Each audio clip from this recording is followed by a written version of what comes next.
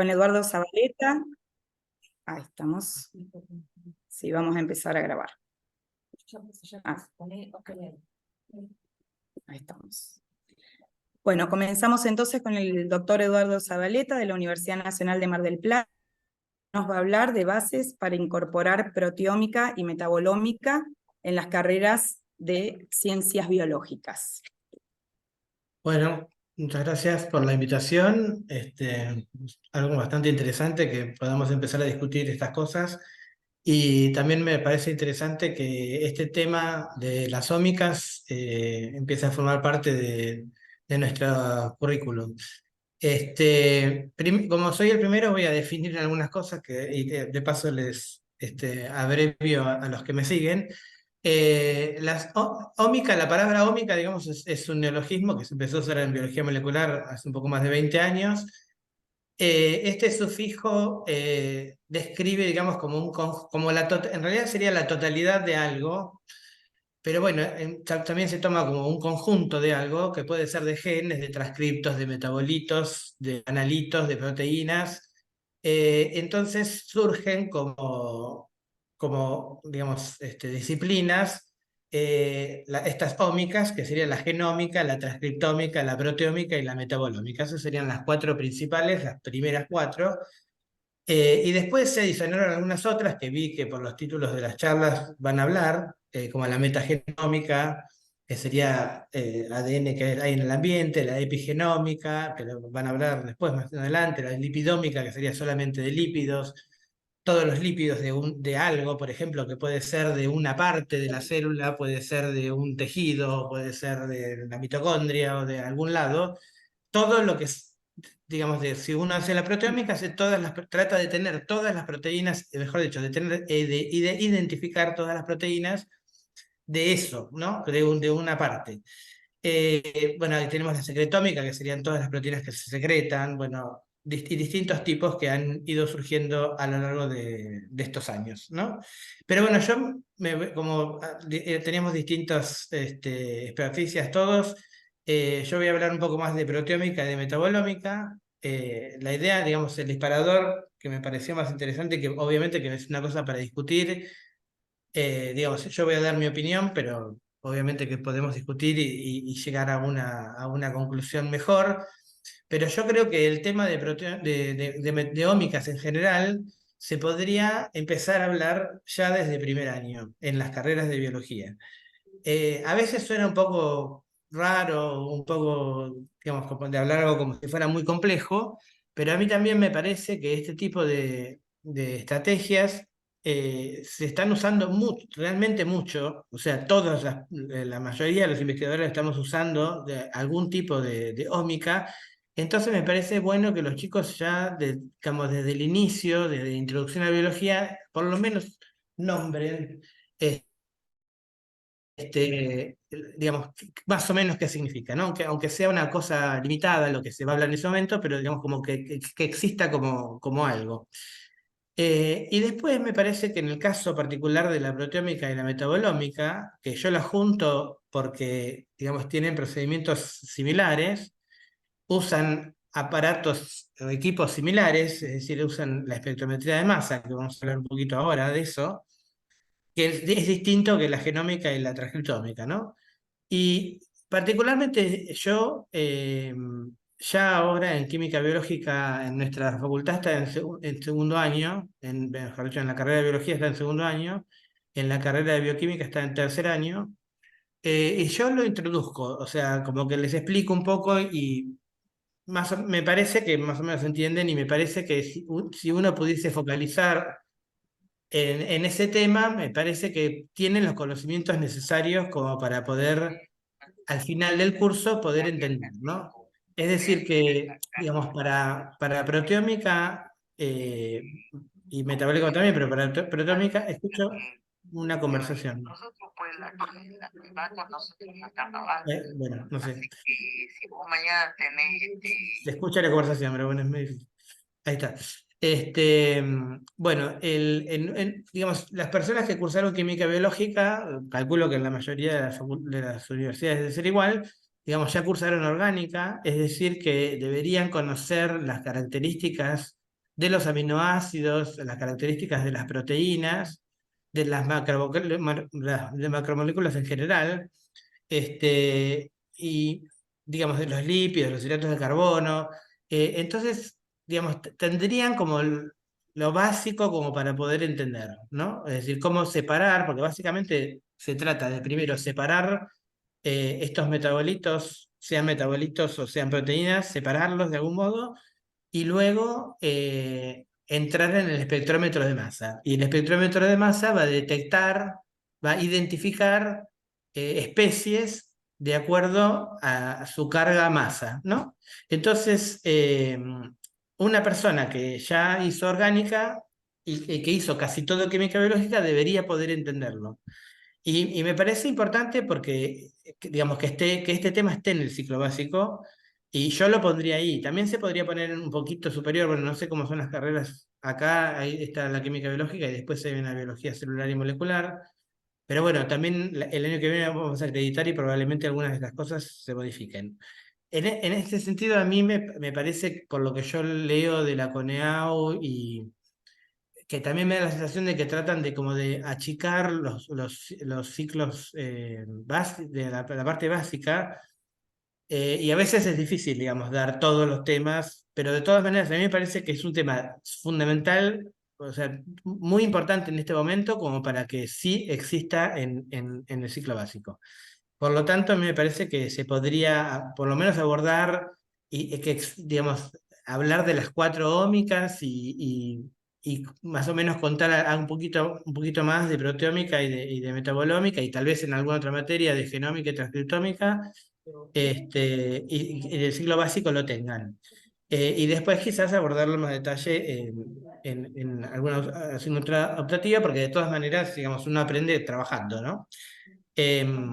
Después también me pidieron que, esto por supuesto lo podemos discutir, y después me pidieron también que dé alguna como experiencia personal. Yo tengo alguna experiencia que he hecho hace muchos años en Alemania, por lo tanto algunas cosas pueden ser un poco viejas, pero ahora estoy siguiendo más o menos el tema de proteómica, básicamente, y gracias también ahora al Equipar Ciencia hemos podido comprar 2 espectrómetros de masa, con lo cual vamos a poder continuar con estos tipos de experimentos acá en Mar del Plata. Son experimentos igual que se pueden hacer, digamos, no es necesario tener el espectrómetro de masa en cada laboratorio, pero obviamente que es más cómodo tenerlo, pero uno podría enviar muestras a otros laboratorios y hay servicios de proteómica y hay servicios de metabolómica en Argentina y también en el exterior. Pero bueno, siempre se complica y siempre puede pasar algo con las muestras, con lo cual es mucho mejor tenerlo, ¿no? Entonces, yendo un poquito más en detalle para, más o menos les voy a contar un panorama de lo que a mí me parece que ustedes como docentes deberían más o menos saber para poder explicar, ¿no? Porque uno ahora tendría que transmitir, perdón. Que poder transmitirle, digamos, a otro qué es esto, ¿no? Y a mí me parece que es importante, digamos, durante mucho tiempo se aislaron, primero se aislaron las proteínas y después se identificaron por masa en un tipo de estrategia que se llama MALDI-TOF, que eso lo vamos a ver después, y ahora lo que se hace más seguido es usar muestras muy complejas que tienen muchas proteínas y que a través de un sistema se pueden individualizar muchas proteínas a la vez, digamos, ¿no? Y entonces la idea, lo difícil acá es poder aislar todas las proteínas con características diversas, porque puede haber proteínas que son hidrofóbicas, proteínas que son muy hidrofílicas, proteínas pequeñas, grandes, y uno tiene que intentar poder detectar todas las proteínas, porque eso sería la proteómica, poder detectar todas. En un primer momento se usaban se usan todavía este tipo de geles, que son geles 2D, para separar las proteínas, es decir, estos son ejemplos que yo hice, digamos, de proteómica mitocondrial. Yo trabajo en mitocondrias de plantas, Entonces lo que se hace es aislar las mitocondrias por ultracentrifugación y después se aíslan las proteínas. En especial se trata de aislar todas las proteínas, es decir, que hay que tener en cuenta todas las características para que todas las proteínas puedan ser aisladas. Y acá el primer gel que está a la izquierda de ustedes, bueno, creo que tengo el mouse, no se ve, es una primera dimensión que es por pH. Entonces acá las proteínas se van a separar por su punto isoeléctrico y después se hace una segunda dimensión, es decir, esto es como una especie de choricito de rilamina que se arma otro gel con eso, y acá se separan las proteínas con un gel de SDS común. Entonces acá se va más o menos a separar por tamaño, en realidad por forma. eh, y acá cada uno de estos spots podría haber más de una proteína, y entonces es una forma de separarlo, y uno podría cortar esto y ir a un espectrómetro de masa, ¿no? A un tipo de espectrómetro de masa para identificar, bueno, podría ser que fuera una proteína o que hubiese más de una proteína, y el espectrómetro de masa nos va a decir eso, nos va a decir en base a la masa que tiene cada uno de esos péptidos. En realidad lo que hace ese primero es un corte con tripsina, o sea, se rompen las proteínas en péptidos trípticos, y esos péptidos trípticos se ponen en el espectrómetro de masa, y el espectrómetro de masa es capaz de detectar, digamos, por los tamaños y los pesos y las cargas, identificar el tipo de proteína que es. Ahora, como desde hace tantos años se está haciendo proteómica, cada vez hay más proteínas anotadas, en donde esto es como una especie de fingerprint de cada una de las proteínas. Entonces, en general, cuando se obtienen los espectros, estos espectros se pueden buscar, y se identifica, digamos, qué tipo de proteína es.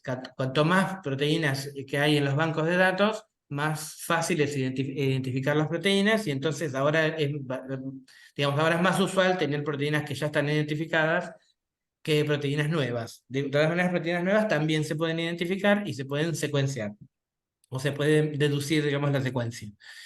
Estos son los otros dos que vemos acá. Estos otros dos geles son geles que se usan más para proteínas de membrana, porque las proteínas de membrana suelen ser un dolor de cabeza, porque son acidofóbicas y es más difíciles de aislar, y entonces se usan detergentes suaves. Y entonces la primera dimensión se usa un detergente y se usa el Kumasi para que estén cargadas negativamente. Y entonces acá lo que ven, bueno, dejé ver esto, cuando se ven los complejos proteicos que están en la mitocondria, por ejemplo, los proteicos de la cadena respiratoria. Y esto después se pone en otro gel, y acá se ven todas las subunidades de cada uno, bueno, que podrían ser las unidades de cada uno de los complejos. Entonces, esto se puede también cortar la acrilamida, y esto se pone en el espectrómetro de masa y se identifica si hay una o más proteínas, ¿no? Suele haber más de una proteína, porque aparte digamos, uno tiene en la cabeza como que las proteínas se separan en los geles perfectamente, y sin embargo por ahí hay restos de proteínas de otros tamaños en distintos lugares del gel. Y además, como los espectrómetros de masa tienen cada vez más sensibilidad, uno detecta realmente cosas muy insignificantes. Y lo que se está haciendo últimamente es tomar un gel como estos, y en vez de agarrar un spot o una banda, que es lo que estoy viendo acá, yo hago corto pedacitos de todo el gel, y cada uno de esos pedacitos lo pongo en el espectrómetro de masa para identificar, porque a veces por ahí no veo nada, porque o no se tiñó bien, esa proteína particularmente no se tiñe bien, o hay cantidades ínfimas que no lo veo, pero el espectrómetro de masa es capaz de detectarlo. Eso es la importancia del espectrómetro de masa, en el sentido de la posibilidad de identificar a una resolución muy alta, digamos, ¿no? Y bueno, y este es el primer tipo que es el primero que surgió, digamos, que se llama MALDI-TOF. Se llama TOF porque MALDI quiere decir esto, Matrix Assisted Laser Desorption Ionization, que quiere decir que las proteínas o los péptidos críticos se ponen en una matriz, en donde va a haber un láser que va a impactar, que es como está dibujado acá, y eso lo que va a hacer es ionizar a todas las partículas, a todos los péptidos trípticos, ¿no? Porque todos tienen que estar ionizados, y tienen que estar en la fase gaseosa, digamos. O sea, lo que hay que hacer es, por distintos métodos, digamos, todas las cosas se tienen que poner en la fase gaseosa, porque lo que entra al espectrómetro de masa es un gas con iones.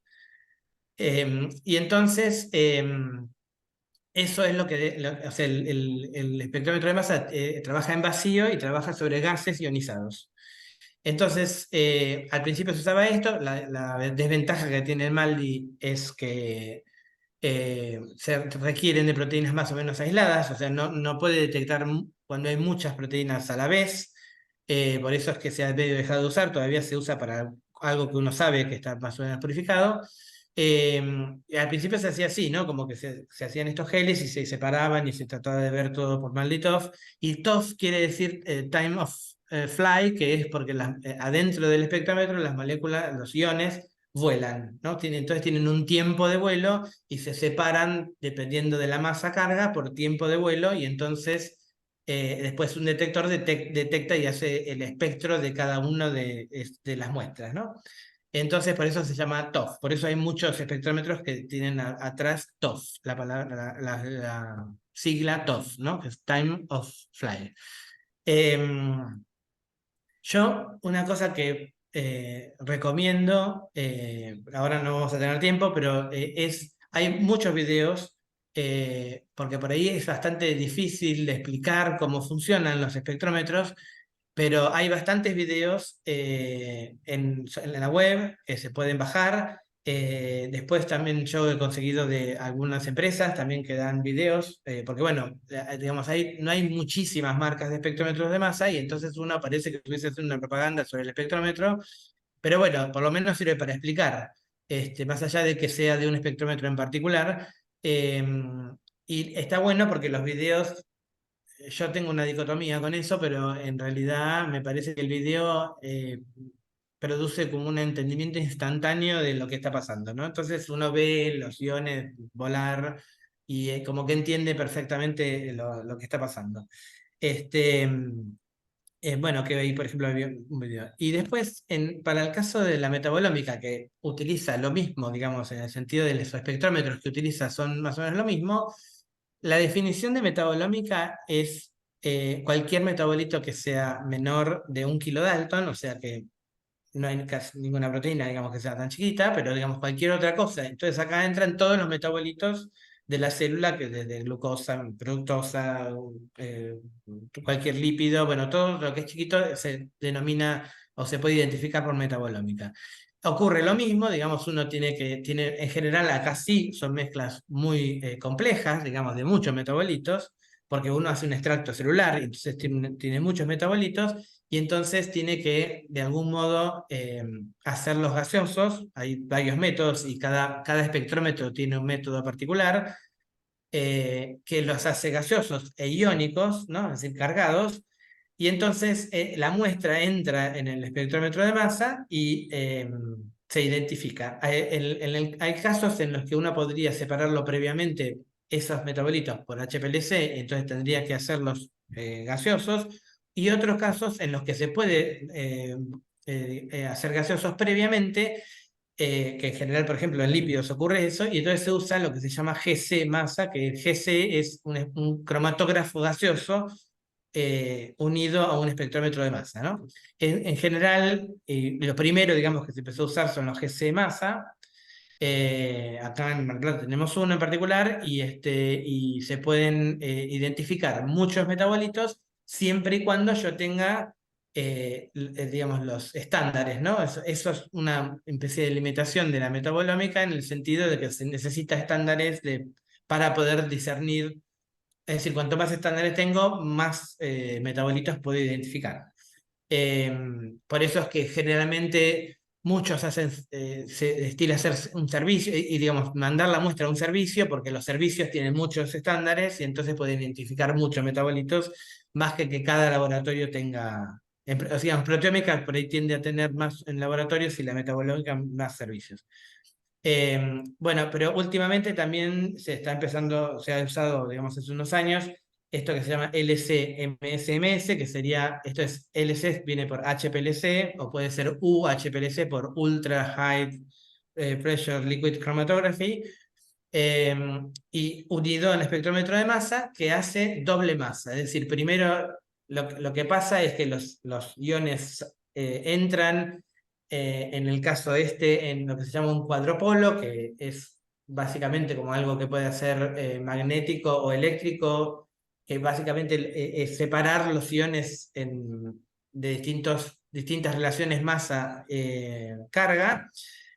y eso va en los casos que tienen TOF, o sea que pueden volar, que en general son altos, tienen una cosa muy alta, vuelan todas las partículas y los detecta un detector que hace un espectro, digamos, de esas partículas. En algunos casos, eso puede llevar a confusiones, entonces se hace lo que se llama masa-masa, o sea, MS-MS, que es que se rompen, es como si fueran más o menos como los péptidos trípticos, pero romper moléculas en pedazos más pequeños, y se habla de los hijos, y esos hijos se pueden también detectar por tiempo de vuelo, ¿no? Y entonces, por eso lo que es LC masa-masa, bueno, también se hace con péptidos trípticos rotos también, o sea que cada péptido tríptico se rompe en pedazos. Es la manera más precisa, digamos, de detectar los distintos metabolitos o los distintos péptidos trípticos que hay en una muestra. Entonces, digamos, lo que se intenta es en una sola pasada, digamos, es relativamente rápido, digamos, porque estos aparatos hacen estas determinaciones muy rápidas, se hacen secuencialmente y hacen muchas determinaciones en cuestión de horas. eh, y entonces uno lo que tiene es una foto, para decirlo de algún modo, en el caso de la proteómica, si uno tiene, por ejemplo, en el caso de la mitocondria es más fácil porque es algo cerrado, pero puede ser metabolómica, proteómica de una membrana plasmática, de un retículo endoplasmático, por ejemplo. Y entonces uno tiene todas las proteínas o casi todas. Bueno, por ejemplo, de que yo estaba trabajando en mitocondrias, estamos haciendo proteómica desde el año 2000 más o menos. Eh, Hasta ahora, bueno, al principio identificamos muchísimas proteínas y ahora, pero todavía se identifican, digamos, pero todavía hay algunas proteínas que no se habían identificado que se identificaron hace poco. Siempre hay alguna nueva cosa que detecta algo que no se detectaba, que no se podía teñir o que no se podía ver. Y con los metabolitos, bueno, los metabolitos obviamente cambian mucho dependiendo de la fisiología celular, y entonces obviamente bueno, son distintas fotos dependiendo, generalmente se hacen experimentos en donde hay un tratamiento, sea, no sé, por frío, por calor o por una droga o por lo que sea, que digamos, se hace un control. Entonces hay que hacer, lo que es cierto es que hay que hacer, para metabolómica tiene que haber varias réplicas, digamos, para poder determinar bien la concentración de cada uno de los metabolitos, pero generalmente se analiza, digamos, si algunos metabolitos aumentan o disminuyen, y se intenta, digamos, describir en las líneas metabólicas, digamos, qué es lo que pasa, ¿no? Qué sé yo, por ejemplo, a nosotros nos ha pasado de actuar con mutantes de plantas que tienen problemas en la mitocondria, y entonces generalmente están fermentando, entonces se ve el aumento de algunos metabolitos que tienen que ver con la fermentación alcohólica en el caso de las plantas. Y se ve, digamos, una bajada de metabolitos en el ciclo de Krebs, bueno, digamos, cosas que son más o menos esperables. A veces algunas cosas no son tan esperables y hay que explicarlas, ¿no? Pero bueno, como todo esto como todas las ómicas en general, uno está actuando sobre procedimientos que implican cosas muy diversas a veces. Entonces, hay algunas veces que hay que, digamos, verificar que eso que dijo la ómica es así, ¿no? Digamos, haciendo algunos análisis por ahí más finos o más dirigidos hacia algún metabolito en particular o hacia alguna proteína en particular, para ver si esas variaciones que estoy detectando así en su mayoría realmente están ocurriendo así, y además hacer experimentos por ahí separados para, digamos, para no tener, digamos, falsos aumentos o bajadas. Lo que tiene cada espectrómetro de masa más moderno cada vez detecta más. Entonces, lo que hay que tener más vale en cuenta es que si yo quiero una proteómica o una metabolómica de un lugar específico que no esté contaminado con otra cosa, porque como es muy sensible, cualquier contaminación, por ejemplo, en el caso de mitocondrias, cualquier contaminación del citoplasma es detectable y uno piensa entonces que la proteína esa está en la mitocondria y no es que esté en la mitocondria, sino que es una contaminación. Entonces eso hace como un retrogrado de mejorar las purificaciones por ejemplo, de las cosas subcelulares, por ejemplo, ¿no? Si uno quisiera hacer eso. Este, mm, bueno, básicamente lo que yo quería,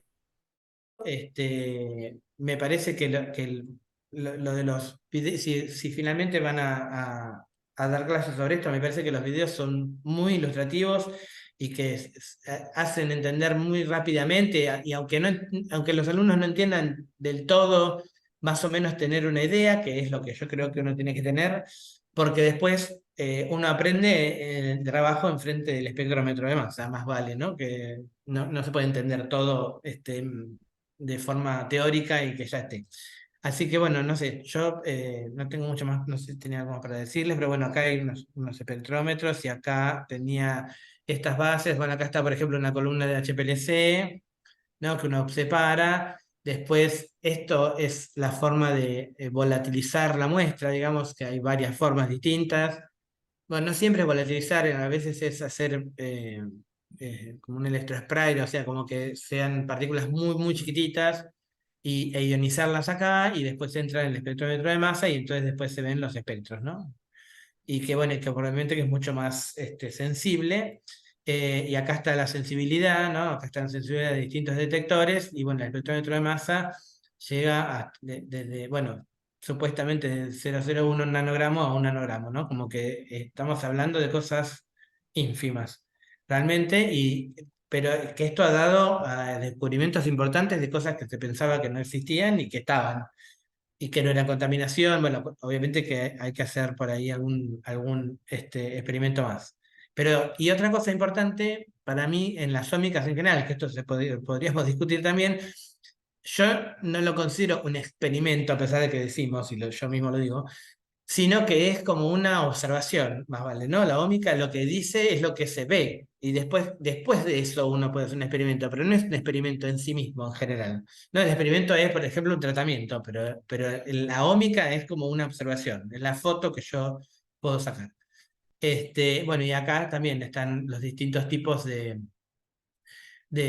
separaciones que se puede hacer por GC o por LC, que sería HPLC o cromatografía de gas gaseoso.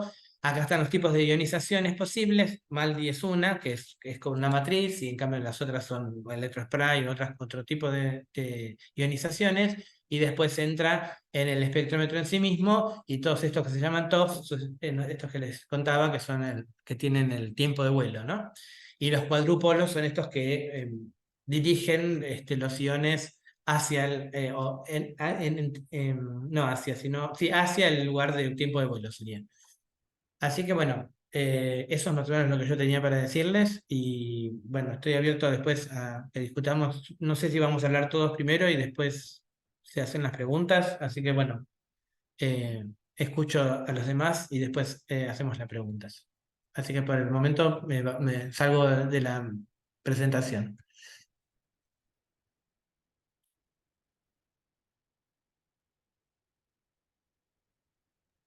No se te escucha, Me Luciana. escucha, Ana, no sé si, pero no parece que estás silenciada. Ahí, Ahí sí. ahí está. Disculpen que estamos con el doble sistema. Bueno, vamos a presentar a Maximiliano Yuri Ayú, acá local de San Luis. El título de su presentación es ¿Cómo y dónde incorporar la genómica en las carreras biológicas? Si querés, toma asiento. Está acá. Sí, sí, sí. Bueno, buenas tardes. No sé, ¿se escucha bien acá? Sí. Acá se escucha bien. Por lo menos. ¿Dónde está la presentación? Acá.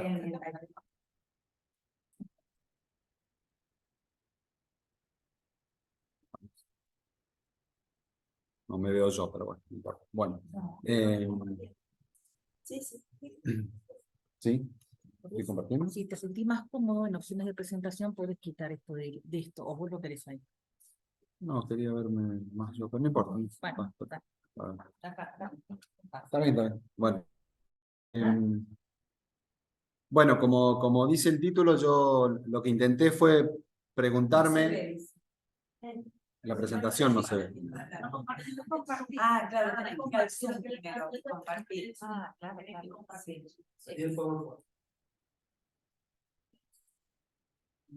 Ahí, exacto. Y ahora compartís.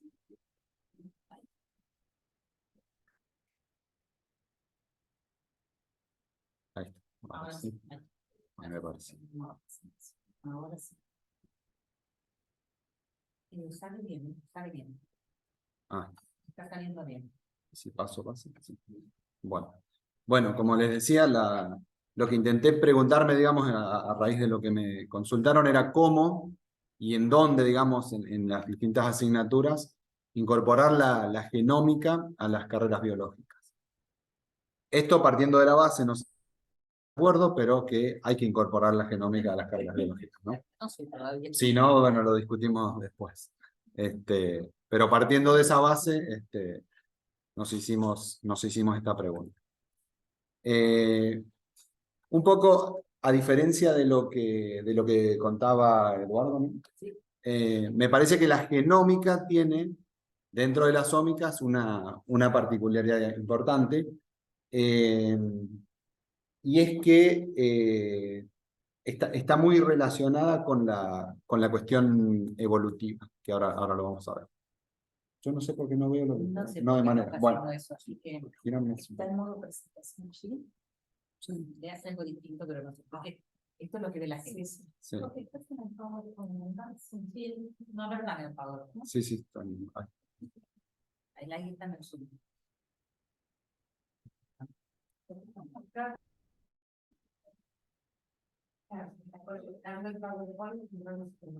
Sí. ¿Querés en eso? ¿Querés arreglarlo? Ajá, Bueno. sí. Anda. Permiso, ¿eh? Acá a la stop share. Acá. Y vamos de vuelta y en este. Como ver lo que ven ellos. Sí, Pero... exacto. Esto sería lo que tenés que seleccionar. A ver si vamos bien. ¿no? Esto es chiquitito. Bueno, no quiero.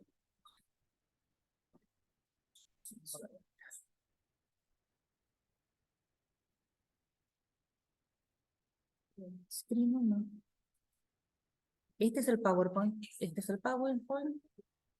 Esta es la pantalla.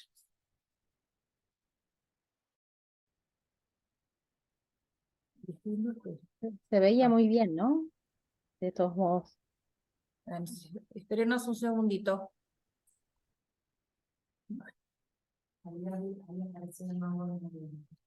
¿En dónde? Ahí en lo que ven, pero no acá. Ah, perfecto. El que tenemos descalabrado es el cañón. Ahí yo ya no sé cómo es. Si no, no importa, me giro ahí. A ver, acá, esto, el PowerPoint debe ser.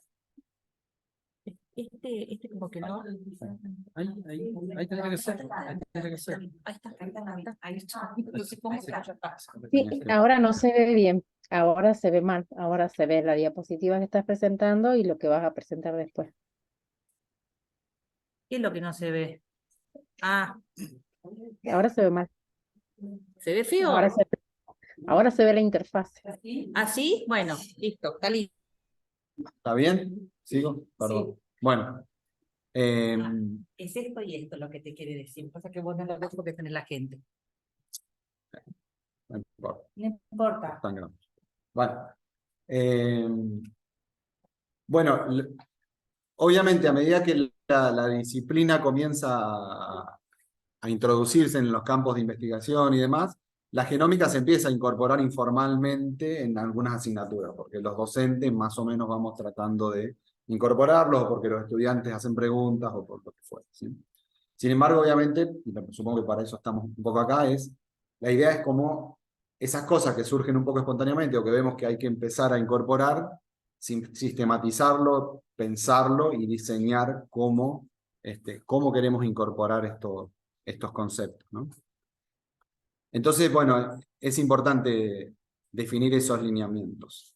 Así que mi opinión al respecto. Básicamente dos preguntas que me pasan con todos los aspectos docentes, que es tratar de priorizar los aspectos técnicos o metodológicos o las cuestiones más conceptuales. ¿Sí? En mi opinión, siempre es importante ir por la segunda idea. Y después vamos a ver si valdría la pena incorporar una materia como genómica, con ese nombre y demás, o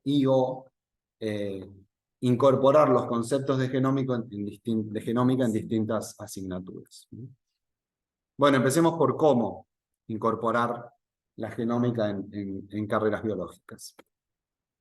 Y lo primero, creo que no hay ninguna presentación que dé que no ponga esta frase de Dobzhansky, que muchos de ustedes, si están en las disciplinas biológicas, han escuchado, es: nada tiene sentido en biología si no es a la luz de la evolución.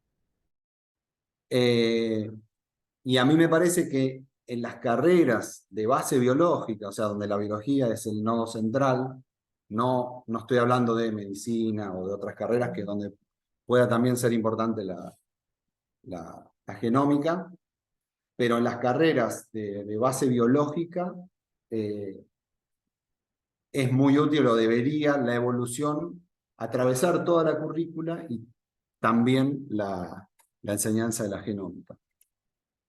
Esto por dos cosas. La primera, que ocurre con la evolución, con muchas otras asignaturas, materias o lo que fuera, es que cuando yo miro las cosas desde un prisma evolutivo, en biología las cosas se entienden mejor, ¿sí? Que es esto que intenté poner acá, no sé, análisis de genómica comparada, o la famosa anotación de genomas por homología, o los temas de microevolución o genómica de poblaciones, se entienden mejor si yo los miro desde la evolución, ¿sí? Y lo segundo es al revés.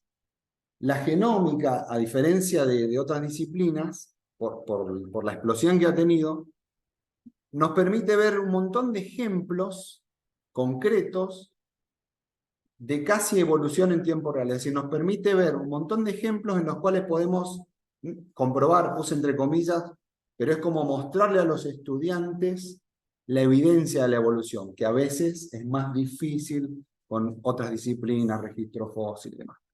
Yo puse dos ejemplos nomás, bastante recientes. El primero es ese arbolito que está ahí, es la evolución que vimos en tiempo real a través de la genómica del SARS-CoV-2, de la secuenciación de genomas en todo el mundo, ¿no?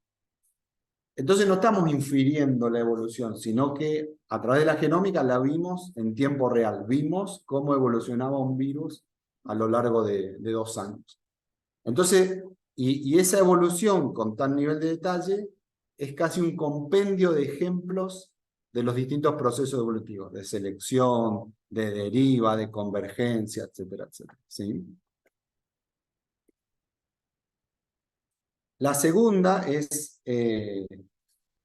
lo que le valió el segundo ejemplo, ¿no? Pero hay miles, que le valió el premio Nobel a Svante Pääbo, donde en el 2022, por su trabajo en algo que hace 10 años parecía ciencia ficción, que era la genómica de organismos extintos. En este caso, la genómica de Neandertal. A través de la genómica se confirman otras teorías, se confirman hipótesis que eran avaladas por otras disciplinas, de que el Neandertal no era nuestro antecesor. El Neandertal era como nuestro primo, con el cual se coexistió el Homo sapiens, y no solo coexistió, sino que también se hibridó, y tenemos nosotros genes Neandertal. ¿Sí? Entonces, con esto quiero decir que me parece a mí que para alguien que se acerca a los conceptos evolutivos, la genómica le permite verlo de manera más palpable, ¿sí?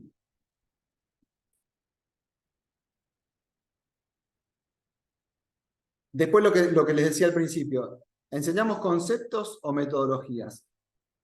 En general, a mí me parece en general que en el grado es importante enseñar conceptos, que se comprendan las reglas básicas de la disciplina, ¿sí? Y a veces en ciertas disciplinas, como la biología molecular o como la... Por ahí nos engolosinamos con la cuestión técnica que viene evolucionando tan rápido, y me parece que por ahí apabullamos o aturdimos o mareamos a los estudiantes y se termina perdiendo el eje de lo que es lo conceptual, ¿sí? En la genómica, con más razón, porque, como puse ahí, las herramientas de la genómica evolucionan tan rápido que es imposible seguir el tren. Entonces, es mejor sentarse a explicar bien las cuestiones conceptuales, porque las cuestiones técnicas después, cada uno irá por su camino, irá adquiriéndolas, ¿sí?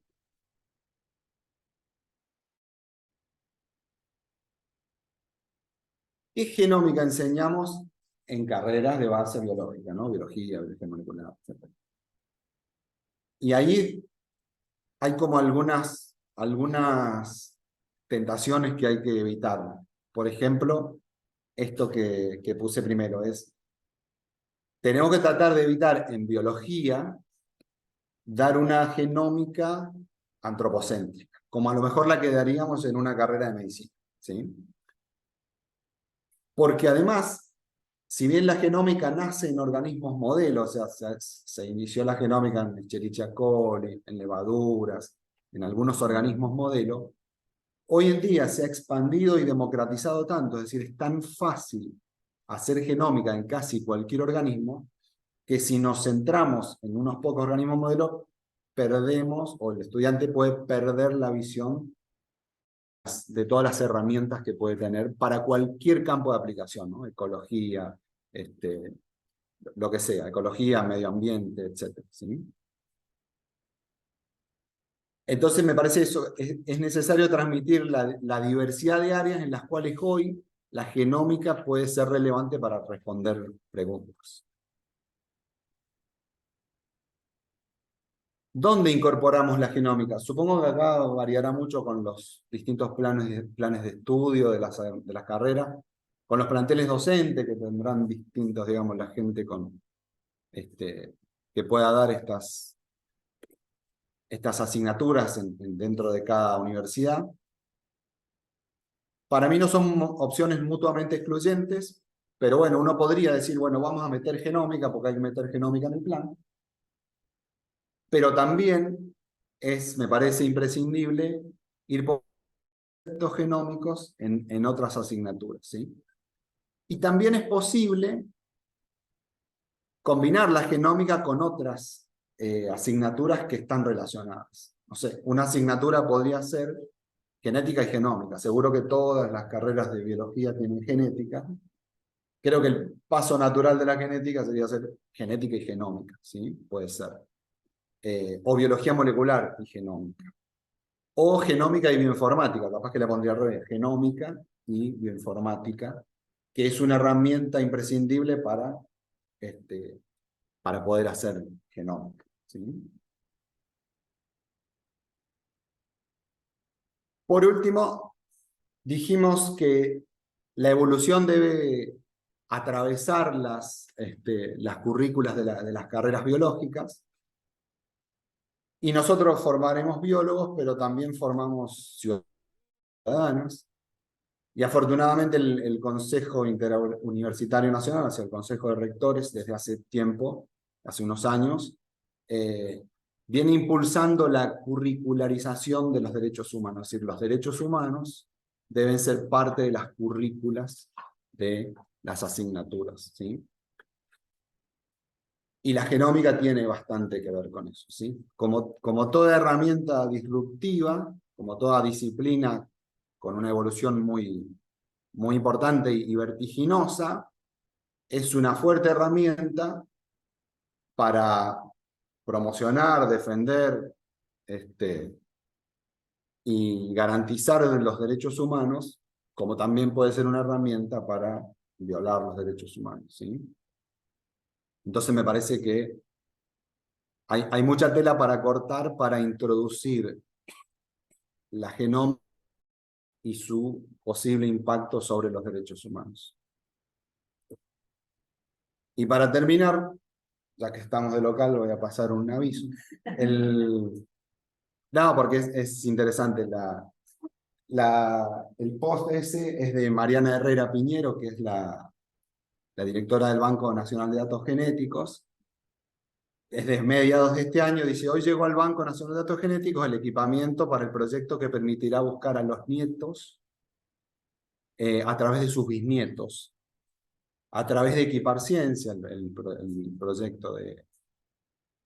Y esto es el salto de la genética forense que se hace en el Banco Nacional de Datos Genéticos a la genómica forense, que es lo que permite trazar filiaciones más lejanas, con mayor fidelidad.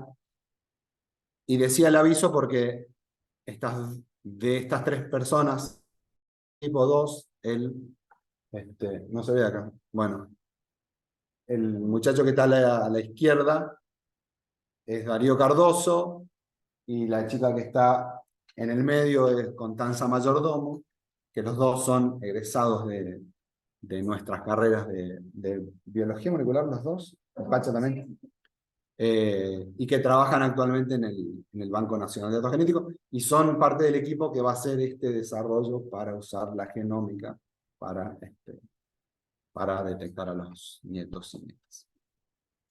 Eso por ahora. Bueno, muchas gracias.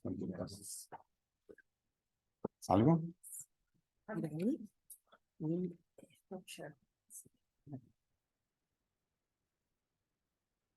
Ahí estamos.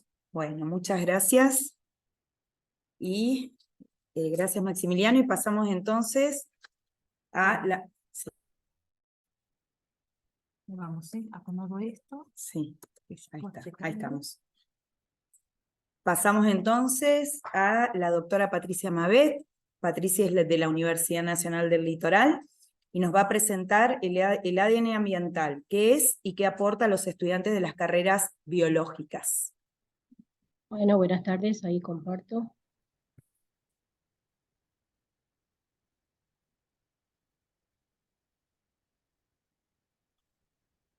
¿Se ve ahí? ¿Se ve bien? Se ve perfectamente, nada más que no está en modo... Sí, se ve perfecto. No está en presentación todavía. ¿Ahí? Ahí sí. Bueno, buenas tardes a todos. Gracias por la presentación y por la invitación de la comisión. Les voy a contar un poco acerca de un concepto una metodología que tiene mucho que ver con la genómica y con la metagenómica, y es transversal a varias de las asignaturas, sobre todo de los primeros años de las carreras de biología, por lo menos teniendo en cuenta los planes que conozco. El ADN ambiental, como sabrán ustedes, muchos, es el material genético obtenido directamente de muestras ambientales.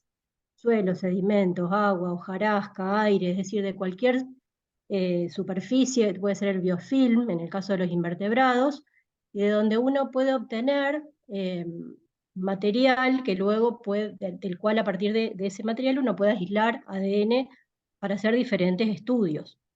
En realidad es una metodología que tiene como objetivo clásico, digamos, un monitoreo indirecto, y está reconocida como, hace unos años, donde los estudios están aumentando de modo logarítmico en el mundo, en que complementan otras herramientas de monitoreo directo. Entonces, para las ciencias biológicas, yo considero que es muy importante, muy útil, porque acelera muchos descubrimientos, por ejemplo, detectar la presencia de especies antes de que los conozcamos mediante monitoreos directos, determinar áreas de distribución más precisas de ciertas especies, o rastrear especies invasoras, por ejemplo, obtener estimaciones relativas de biomasa y abundancia. Eso está bastante en discusión, pero la bibliografía lo cita. Hay algunas cuestiones que hay que tener en cuenta en cuanto a la estimación de biomasa o abundancia con esta técnica. pero bueno, lo discutimos en un ratito. También, por supuesto, estudiar diversidad de especies, análisis de dietas de organismos, o por ejemplo la interacción entre una planta y un polinizador, o estudiar, por ejemplo, la calidad del aire. Es decir, tiene muchísimas aplicaciones, hay un montón de bibliografía clásica y nueva acerca de este método. Y lo que yo me planteé, digamos, en cuanto a las asignaturas que pueden involucrarse son muchísimas, sobre todo porque además es un punto de partida del estudio de las ómicas que es bastante complejo y que permite ilustrar muchos análisis de genómica y de metagenómica que son muy abstractos y son difíciles de comprender por parte de los estudiantes. En nuestra carrera, en general, los conceptos se dan efectivamente en genética y genética de poblaciones. Pero por supuesto hay, como decían los disertantes anteriores, se puede iniciar, digamos, el estudio de las ómicas y también de esta técnica en biología celular y molecular. Tiene importancia para la biología de la conservación, ustedes me dirán, pero ¿y esto por qué? Porque como dijimos antes, es una metodología muy útil para hacer monitoreos indirectos. Y esto es muy útil para los estudios de campo a cualquier nivel. Por ejemplo, en muestreos biológicos tenemos una materia que se llama así. En todos los estudios de diversidad, o en todas las asignaturas de diversidad, tanto en las de diversidad de plantas, diversidad de vertebrados e invertebrados, es muy importante que los docentes puedan comentar o puedan, digamos, complementar los datos de monitoreos directos con esta metodología. Aporta de manera sustancial, ¿sí? Por lo menos a mi modo de ver. En cuanto a ecología general, también es muy importante porque obviamente allí se trabajan muchas metodologías de muestreo, se trabajan interacciones, ecología de poblaciones y comunidades lo mismo. También se puede aplicar, digamos, en algunos resultados de esta metodología en análisis de estadística y también en bioinformática, porque por supuesto los datos de las ómicas son tratables o analizables solo con herramientas bioinformáticas. Después les voy a contar un poquito cómo implementar en algunas de estas áreas actividades sobre esta técnica.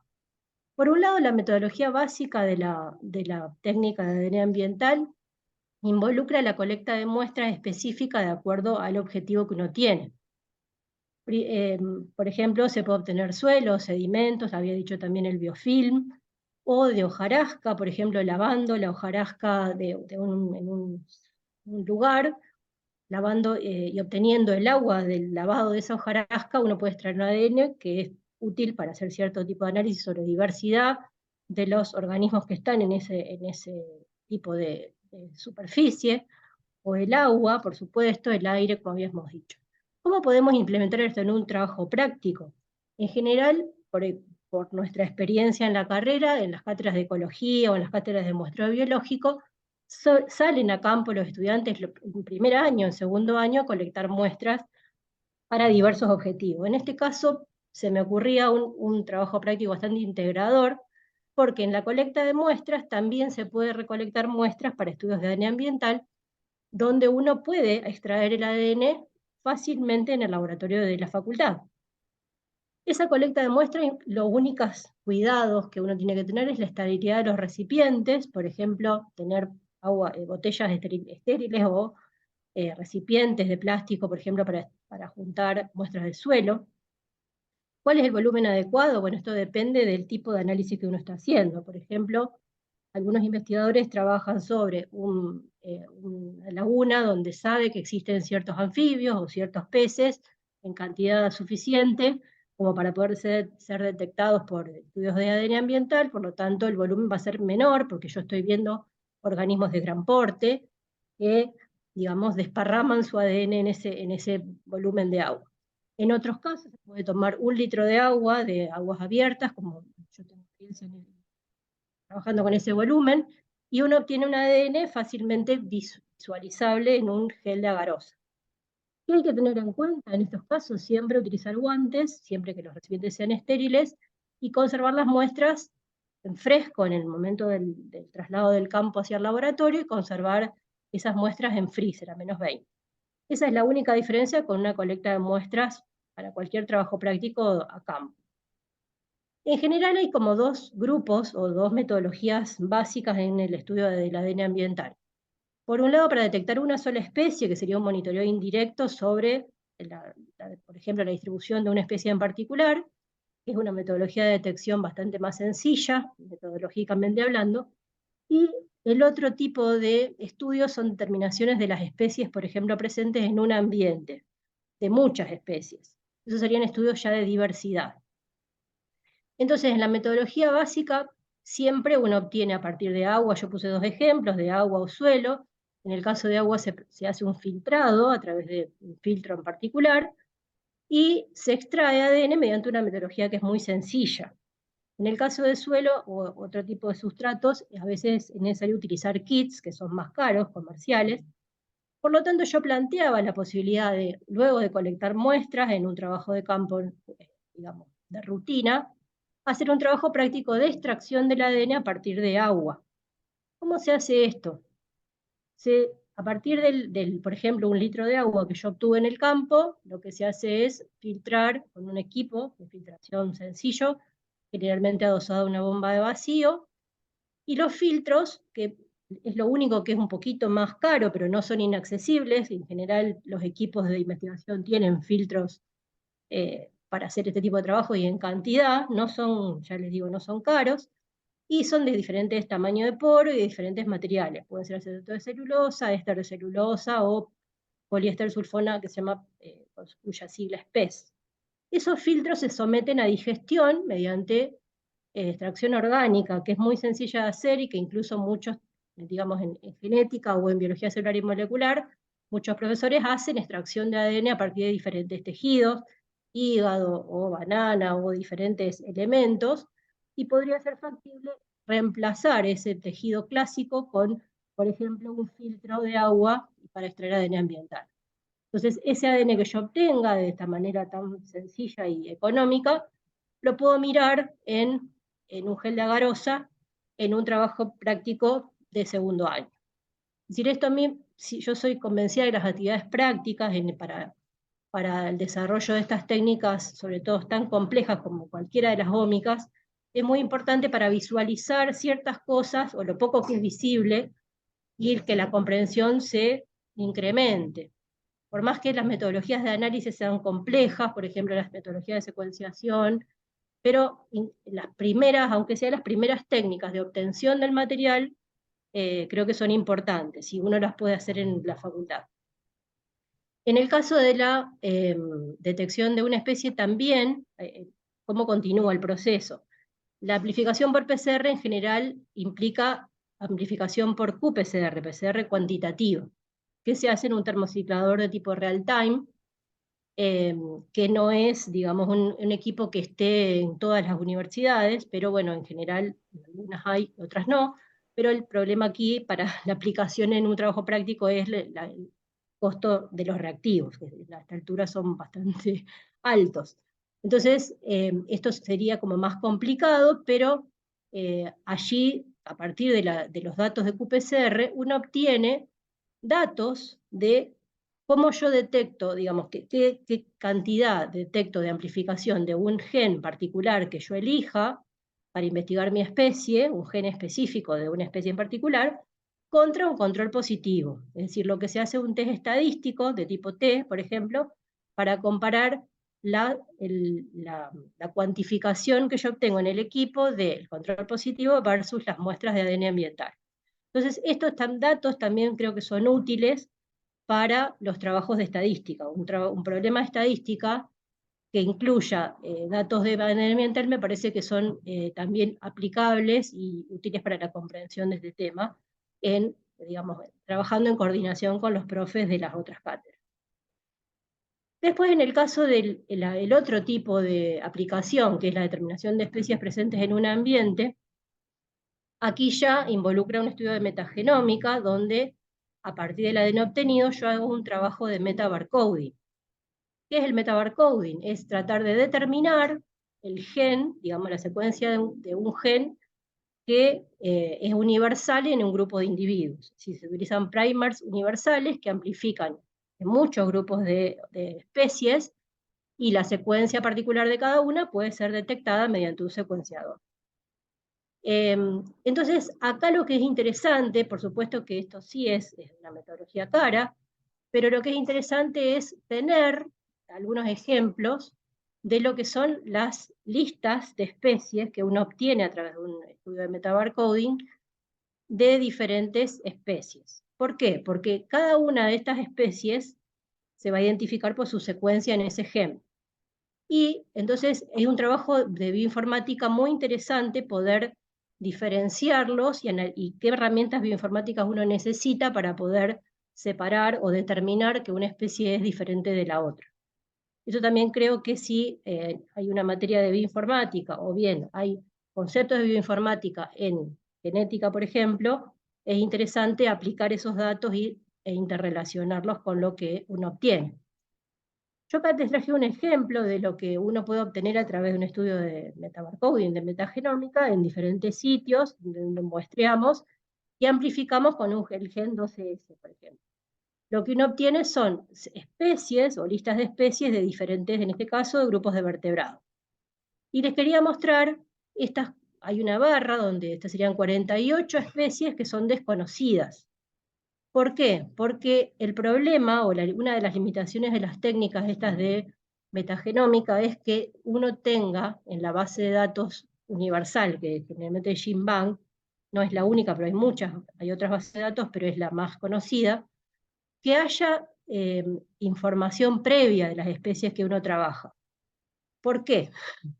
Ahora les explico. En realidad las secuencias que uno obtiene de un secuenciador pueden ser cortas, el secuenciador puede no leer con toda la longitud del gen que uno necesita, entonces uno no puede machear esa secuencia con una especie en particular. Entonces eso sale como información desconocida. Esa es la limitación que uno tiene al usar la técnica, que es la falta de datos genéticos de ciertos genes de nuestras especies argentinas, silvestres. Digamos. La aplicación de la técnica sí, como decía Maximiliano recién, es muy fácilmente aplicable, los datos de genómica en humanos, en especies modelo, pero es incipiente aún en nuestras especies silvestres y por lo tanto tiene esos problemas.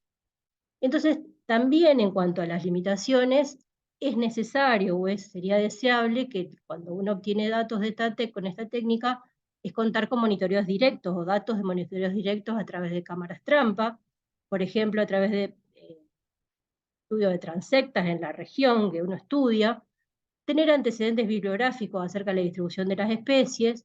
Como decía recién, es esencial tener información genética previa de las especies, porque si no es muy complejo poder determinar que la secuencia del gen que se obtuve sea de la especie en cuestión, porque a veces hay también secuencias parecidas, como ustedes saben hay índices de similitud genética en GenBank que hace que a veces haya 2 o 3 especies que sean posibles de que existan en ese lugar, entonces se necesita un conocimiento biológico previo y ecológico de la diversidad, sobre todo de la región que estudiamos. De todos modos, yo considero que es una metodología muy útil, no es cara de aplicar, sobre todo en el análisis de una sola especie, y entonces también creo que es sencillo de poder involucrar a los estudiantes, por lo menos en las extracciones. En cuanto a las preguntas que me hicieron acerca de qué conocimientos generales debería contar un estudiante para comprender el campo de las ómicas, bueno, yo un poco coincido con los 2 disertantes anteriores. Por supuesto es básico conocer acerca de la metodología de PCR y sus variantes, que son muchas a esta altura, qué marcadores moleculares se utilizan más, eso es difícil de entender, son conceptos bastante complejos, pero a esta altura hay muchos trabajos en castellano, hay muchos artículos de aplicación, y que los más útiles o los más utilizados están en información actual en los diarios. También las metodologías de secuenciación, básicamente, como decíamos recién, las técnicas van evolucionando muy rápido, pero las metodologías de secuenciación son importantes de que los estudiantes la conozcan, al menos en su concepto. Por supuesto, herramientas estadísticas para los datos de genómica o de cualquiera de las ómicas es muy importante. Yo considero también que es muy útil llevar a los estudiantes información, como decía recién, de los diarios, de los blogs, de noticias, porque hay mucha información de las ómicas en general, de las aplicaciones, y que eso también motiva al estudio de los estudiantes. Y metodologías bioinformáticas básicas, como decía recién. ¿Qué herramientas para mí son invaliosas para poder desarrollar estos contenidos? Para mí, las actividades prácticas son esenciales, lo que uno pueda aplicar con las herramientas que tiene en el laboratorio. Los videos, como decía Eduardo, son muy interesantes, los videos acerca de las tecnologías, acerca de todas las técnicas de PCR, de secuenciación, noticias, como decía recién, y portales, además de artículos de investigación actuales. Esto les puse un ejemplo de que noticias salen todo el tiempo acerca de la aplicación de ómicas en cualquier parte del mundo, entonces es un disparador que puede ser útil para la comprensión de estos contenidos. Bueno, esto es todo, muchísimas gracias y después espero las preguntas.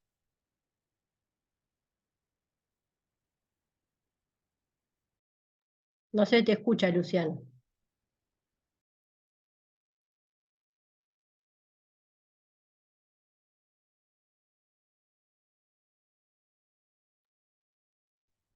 Está muteada, está muteada. Ahí estamos. ¿Ahora sí? Ahí Sí, estamos. ahora se Bueno, escucha. muchas gracias, Patricia. Y pasamos entonces a nuestro último orador, Leandro Lucero. Él también es de la Universidad Nacional del Litoral y nos va a hablar de las implicancias de la epigenómica y otras ómicas para comprender causalidad en estudios del desarrollo y evolución. Gracias, Luciana, por la presentación. ¿Me dicen si se ve bien y si me escuchan? Sí, sí, se ve. Bueno, Se te avanzo escucha, entonces. se te escucha bien y se ve no pusiste presentación todavía. ¿Ahora sí? Ahora sí. Bueno, perfecto. Bueno, yo voy a hablar de la epigenómica y la voy a vincular con el desarrollo del organismo y la evolución también, que veo que también es un tema que viene siendo transversal a otras ómicas, y también voy a tratar de demostrar que esta ómica depende mucho de las otras ómicas, algunas de ellas por lo menos, y creo que no solo habría que darla en la currícula, sino que se puede integrar perfectamente a las demás. Ya voy a explicar.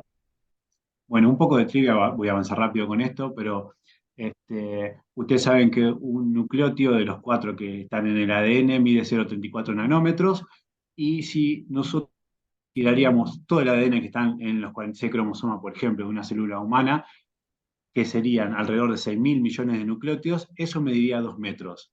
Como tenemos alrededor de 36 millones de células en el cuerpo humano, si pondríamos todo ese ADN uno al ladito del otro, podríamos ir y venir varias veces al Sol con la longitud que eso conllevaría, ¿sí?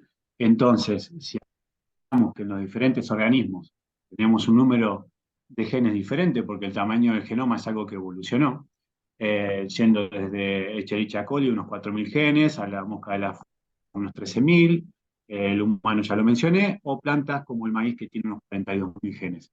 Entonces, ¿cómo puede caber todo ese ADN adentro de una célula humana? Bueno, ya parte de la temática de biología celular y molecular, los alumnos van aprendiendo que todo esto se compacta en una estructura que se conoce como cromatina. No voy a dar detalles muy precisados de cómo esto se consigue, porque ya básicamente creo que es un lenguaje que todos manejamos, pero bueno, esto es lo que permite compactar a todo ese ADN y que entre dentro del núcleo, ¿sí? Cumplir su función. Como yo les decía, una de las ómicas que va a ser muy necesaria para hacer epigenómica es la genómica en sí, ¿sí? La que mencionó y explicó muy bien Emiliano. Porque si no tengo un genoma de referencia, no voy a poder saber mucho más de epigenética a nivel global. Y también de transcriptómica, ¿sí? De esas dos no me voy a salvar, aunque hay ómicas que también van a asistir y pueden enriquecer mucho la cuestión. En el caso de la transcriptómica, la que me va a permitir saber cómo y dónde se expresan cada uno de los genes que yo les mostré anteriormente en cada organismos. En el caso de esta planta modelo, que es la más estudiada, la Biopsia italiana, que tiene unos 25.000 genes también, o un poco más. Hoy en día existen bases de datos donde puedo saber en qué tejido de la planta y en qué desarrollo, incluso a nivel celular, que es algo que está avanzando muchísimo. Ya puedo saber la transcriptómica completa de cada célula de algunos tejidos en particular. Si la cromatina está siempre compactada, entonces ¿cómo es que ocurre la expresión génica? Y ahí es donde entra a jugar la epigenética, porque es la que de alguna manera va a gobernar qué activos y qué genes van a estar reprimidos en cada momento. Si yo saco una foto, como mencionaba Eduardo, ¿sí? Si yo saco una foto de un tejido en particular y analizo la transcripción, bueno, ¿cuál es el nivel ulterior de control de esa expresión? Va a ser la epigenética, que son cambios que no tienen relación con o alteración en la secuencia del ADN, ¿sí? Sino tienen que ver con la presencia de las histonas, la presencia de la metilación del ADN y otros mecanismos más que van a regular cómo se transcriben los genes y qué genes, ¿sí? Esos cambios epigenéticos son dinámicos porque pueden tener un contexto en un tejido y ser totalmente diferente del otro. Voy a mostrar un ejemplo, ¿sí? Y que es un poco el tema que nos atañe, yéndonos un poco a lo global, es exactamente lo mismo, pero verlo a escala genómica, ¿sí? Es ver cómo, por ejemplo, está cómo están distribuidas las histonas. ¿Sí? ¿Se escucha? Sí, ¿Hola? Ah, ok. ¿Cómo se distribuyen las histonas? Y ahora les voy a mostrar un poco cómo se ve visualmente todo eso, ¿sí? Y también quiero comentar cuáles serían los temas fundacionales o fundamentales que debería caracterizarse esto como materia o si se integra a otras materias que también podría hacerse perfectamente. Bueno, lo fundamental es hablar de la metilación del ADN, el perfil de histonia, cómo se condensa la cromatina y un tema que está muy en que es la conformación tridimensional de la cromatina, ¿sí? Porque tiene una estructura lineal, una estructura 2D y una estructura 3D también. Bueno, la primera, que es la metilación del ADN, ¿sí? Hay tres contextos distintos donde los dinucleótidos que tienen citosina se van a metilar y esto cambia y evoluciona a lo largo de los distintos organismos. Entonces, esto también entender cómo evolucionan los distintos grupos o los distintos reinos, porque cambia a niveles de grupos muy grandes, ¿sí? Y para entender rápidamente, ¿sí? Por ejemplo, hay metilación que cuando se ubica en el promotor de un gen, ¿sí? Impide que este mismo sea transcripto. Distinto pasa si este mismo gen pierde esa metilación y es ahí cuando esto se va a escribir por la RNA polimerasa a ARN mensajero y esto me va a poder dar el péptido después de la traducción y una proteína funcional y perfectamente activa, lo que después finalmente puede caracterizar Eduardo con la proteómica, ¿sí? Bueno, el perfil de histonas, ¿sí? Hay distintas histonas, están conservadas en todos los organismos, lo que sí que varía mucho es cómo se distribuyen, ¿sí? Hay histonas y estas histonas tienen diferentes modificaciones y estas modificaciones impactan en si activan la expresión de los genes o si la reprimen, ¿sí? Por ejemplo, hay marcas como esta, ¿sí? H3K27 acetilada, que se ubica en Hansers o en las regiones promotoras de los genes para favorecer la transcripción, y al contrario, hay marcas de histonas como H3K27 trimetilada, que se distribuyen más a lo largo del cuerpo del gen y evita que sea transcripto, ¿sí? Entonces, este patrón va a ser característico de cada una de las marcas de histonas, y eso es lo que hace la epigenómica, caracterizar qué gen es cada una de estas marcas. Bueno, en cuanto a la condensación de la cromatina, como les había mostrado, está compacta, pero también se tienen que relajar en ciertos momentos para que se puedan tratar los genes que necesita la célula y algunos tejidos en particular.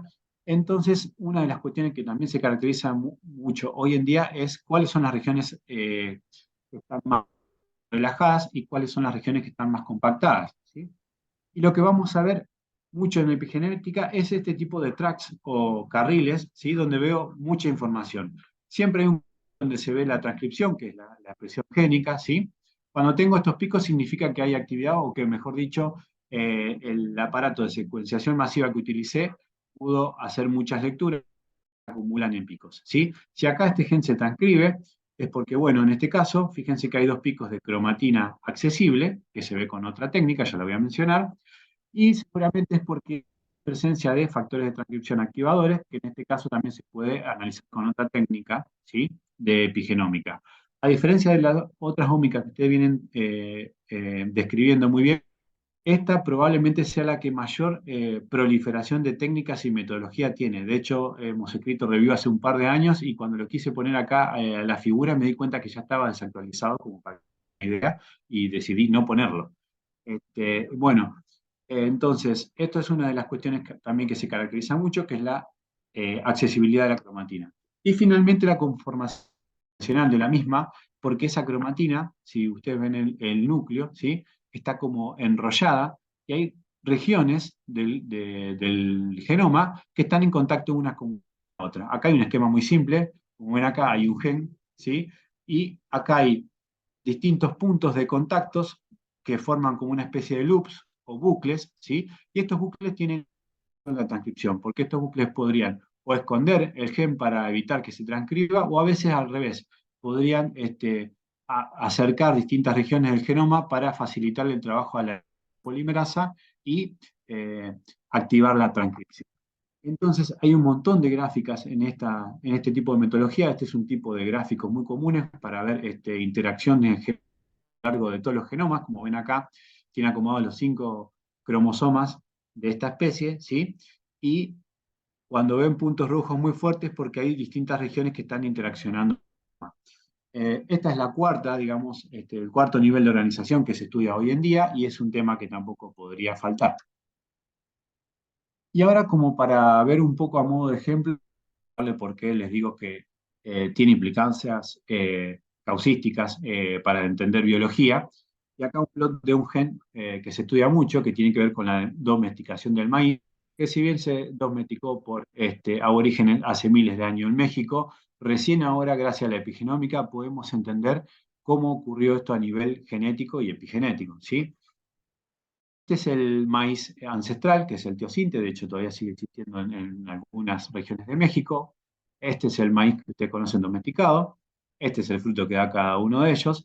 Y se ha domesticado es la represión de las ramas axilares, ¿sí? Y eso lo hace este gen que se llama TB1. Este gen reprime que se formen ramas en las axilas de las hojas.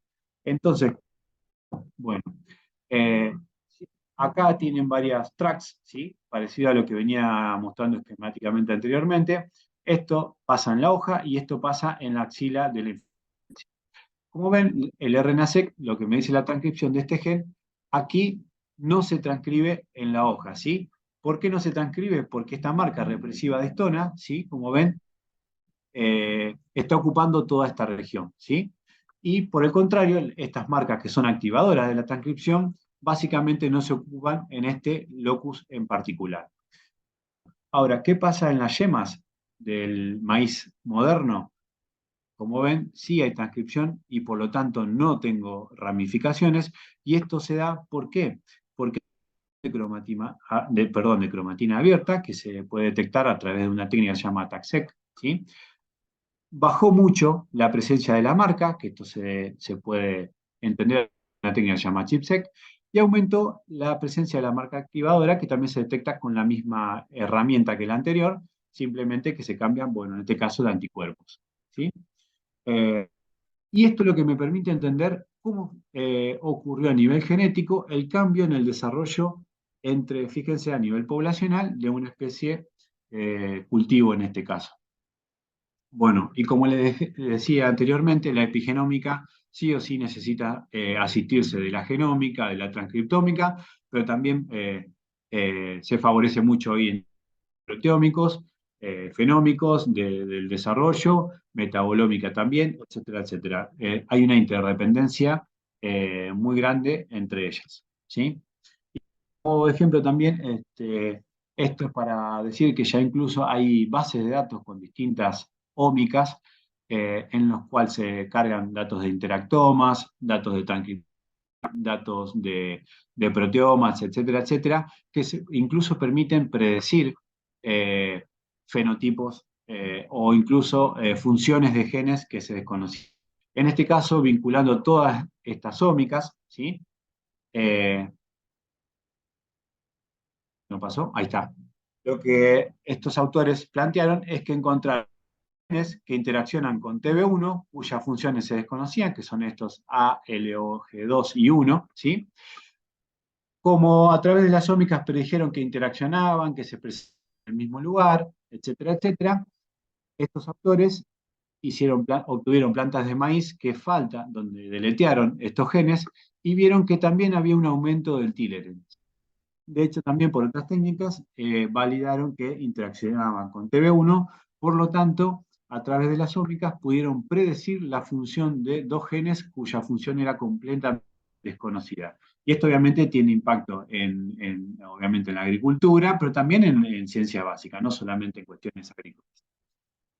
Y en cuanto con la evolución, la epigenómica puede variar mucho entre reinos. De hecho, surgió hace 4 o 5 años una disciplina nueva. Así como existe hace un poco más la evolución del desarrollo, ahora se amplió a evocromo, ¿sí? Evolución de la cromatina. ¿Por qué? Porque los que le contaba yo anteriormente de los perfiles de metilación, por ejemplo, pueden variar en los distintos grupos, ¿sí? Porcentaje. Incluso hay grupos como los hongos que no tienen ciertos contextos de metilación, ¿sí? O incluso también puede variar dónde se ubican, por ejemplo, en este caso, la marca represora de expresión génica, que es H3K27, ¿sí? Estos gráficos, el tamaño del círculo hace referencia a la proporción, ¿sí? En este caso, por ejemplo, en los mamíferos, se encuentra tanto en los elementos transponibles como en los cuerpos de los genes. En rotíferos directamente no se encontró, en los hongos tampoco, ¿sí? Y fíjense en plantas. En plantas, mayoritariamente, esta marca está en los cuerpos de los genes y muy poco en los elementos transponibles, que son básicamente por metilación, pero puede cambiar en otros grupos de plantas. Esto me da una idea de cómo, incluso de un mismo grupo o un mismo reino, esto puede variar y darme un montón de información fundamental para entender el desarrollo y la diversidad, que básicamente es lo que nos interesa a nosotros los biólogos. Fíjense que en las algas esto es bastante parecido, pero cambia un poco la proporción, y en las algas rojas básicamente está invertido. Bueno, y ahora, basándome en las preguntas que me hizo Luciana un poco en la charla, que veo que también Patricia los usó de referencia, yo creo que, en mi humilde opinión, estos serían los contenidos mínimos que debería abordarse para entender la epigenómica, ya sea como material tan básico de una biología, pero podría estar como una de las optativas, o integrarse con otras optativas, o dentro de otras materias del ciclo básico. Bueno, no puede faltar la genética de la expresión a nivel global, que es metilación del ADN, perfil de distribución de histonas, accesibilidad a la cromatina y topología del genoma. Sí creo que hay que hacer énfasis en la conservación y de los mecanismos epigenéticos entre diferentes reinos, que es básicamente lo que mostré anteriormente. En cuanto a metodología, coincido con Maximiliano que no hay que hacer mucho detalle en la parte de cosas que no vamos a poder hacer en un trabajo práctico de laboratorio, pero sí creo que estas técnicas se puede mencionar un poco el concepto y compararlo y mencionar de cada una de primeras digamos, temáticas, decir cuál es la más abundante o la más utilizada y demás. Y sí, también se puede hacer mucho uso de bases de datos que son muy abundantes y que me permiten sacar datos para analizar y me permiten graficar y hacer un tipo de trabajo práctico un poco más bioinformático. Bueno, tener un poco las ventajas y herramientas para hacer enseñanza anómica a nivel universitario en Argentina. Yo creo que, como mencionaba, por lo menos basándome en el plan de estudio de la carrera de licenciatura en biodiversidad de nuestra facultad, puede integrarse perfectamente con biología celular y molecular, genética de poblaciones, evolución, genética molecular. Creo que una de las ventajas también es que hay muchas bases de datos existentes que están pululando por todos lados, y también que hay profesionales altamente capacitados en muchas provincias de nuestro país y en muchos laboratorios. En cuanto a los alcances, o un poco las capacidades que se espera que desarrolle el perfil del biólogo y de la bióloga, menciono algunos de los temas que encontré rápidamente. Creo que pueden ser muy útiles para trabajar en bancos y colecciones biológicas, preparación y manipulación de materiales de origen biológico, ¿sí? Porque hay que, como contaba Eduardo, hay cuestiones de contaminación, como el tema de las ómicas, para este tipo de muestras también, porque si queremos hacer conservar ARN no es lo mismo que conservar proteínas, etcétera, etcétera. Eh, Se pueden utilizar en análisis forenses y también en actividades que tienen que ver con la tecnología, como mencionar algunas. ¿Sí? Y ya finalizando, dentro de los desafíos que encuentro que los cuales nos podemos encontrar para enseñar, experimental es incompatible con el diseño de trabajo práctico. Cualquiera de estas metodologías, por ejemplo, un chipset lleva 4 días en el laboratorio a full time, por lo tanto, ni siquiera son compatibles con un posgrado de 2 semanas, muchas de ellas, o si enseñás una sola. Los costos de los reactivos y el equipamiento también es muy costoso, así que incluso, como mencionaban, ni siquiera en curso de posgrado se dan cita parte conceptual. Eh, y obviamente sí hay una ausencia de bibliografía en español bastante importante porque estas metodologías son muy nuevas y no es, eh, digamos, los investigadores de habla hispana se ven muy favorecidos a traducir esto y a llevarlo al lenguaje de un estudiante de grado. Realmente el estado del arte que tiene una actualización constante, de hecho hay revistas que tienen tecnología del mes y publican modificaciones de todas estas técnicas, salen mes a mes, entonces exige una actualización constante que puede ser visto de las dos maneras, como algo bueno o como algo malo. Bueno, gracias por escucharme y bueno, ahora pasamos a la parte de preguntas y seguimos todo. Muchas gracias, Leandro. Bueno, la verdad que muy interesante, se complementaron todas realmente las disertaciones estuvieron muy, muy lindas, creo que nos dieron una serie de herramientas y de miradas bien interesantes para abordar esta problemática, incluso muchas de las posibilidades y también de las limitaciones con las que nos encontramos en las ómicas particularmente, que creo que es donde lo vimos bien, bien clarito en las presentaciones de ustedes. Y bueno, vamos a dar entonces, abrimos el espacio a preguntas.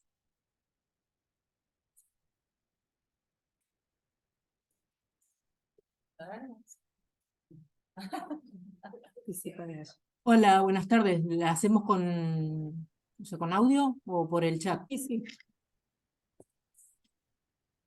Bien, bueno, muchas gracias. Muy interesantes todas las charlas. Yo tengo 2 preguntas que están quizás más enfocadas a Eduardo Zabaleta por la temática que él comentó, y después, bueno, una más general que está más enfocada en docencia, pero las 2 primeras en realidad son quizás más conceptuales. No sé si está Eduardo, Sí, no lo sí, veo. Ah, sí. sí, Mariana, ¿cómo estás? Eduardo, bien, bien. Una consulta.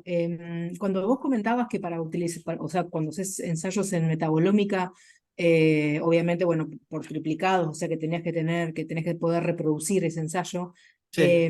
O sea, ¿de qué punto partís? O sea, ¿qué cuantificás antes de entrar al equipo? No, bueno, es decir, pues la cuantificación la haces al final, en realidad. O sea, lo que finalmente obtenés es, bueno, yo me olvidé de decir también que también se está usando mucho para detectar contaminantes, por ejemplo, en lugares. O sea, como que eso es una cosa que se usa en varios lugares, incluso hasta en la municipalidad. Pero digamos, vos, al final vos tenés una cuantificación. Lo que te O sea, quiere, lo que que normalizás al final. Claro, pero digamos, en general, como usás estándares, Ah, perfecto, ¿entendés? claro. Como que vos te referís al estándar en general, pero de todas Ah, maneras, perfecto. para mí tenés que hacer el experimento de modo que tengas réplicas, porque Sí. podés tener, digamos, Sí, sí, sí, falsas sí, ahí cuestiones, está bien, digamos, está bien, está ¿no? bien, está bien. El Entonces, pero control, vos te referís al estándar, en claro, realidad. el control es el estándar, o los Claro, estándares en realidad que pones, porque los estándares, sí. y la otra es justamente con respecto a los estándares. O sea, ¿cuán puro tiene Bien. que ser ese estándar? Digo, porque cuanto más puro es, más caro es. Bueno, los estándares que yo he comprado dicen grado, creo que HPLC nada más, o Mm. GC, digamos, no, no No te es algo acordás, pero tan bueno, está bien, especial. O no sea, es- por lo menos lo que yo he comprado, no sé si son los que tienen otros, pero digamos, ahora justamente tuve que hacer unas mediciones de glicina y me hicieron comprar un estándar porque acá no tenían.